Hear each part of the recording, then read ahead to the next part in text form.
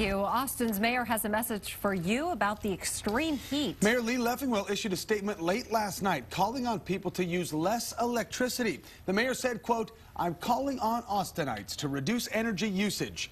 If we adjust our air conditioning, it might be a little uncomfortable, but it will ensure energy for all of us." That's the end of that quote. The mayor also asked people to check in on elderly neighbors and family to make sure they are safe from this dangerous heat. Well, the mayor also pointed out that the city has not cut off power to people behind on their bills during this extreme heat. The city of Austin says right now customers owe $13 million in late payments. Now Austin Energy is rolling out a special 6-month payment plan.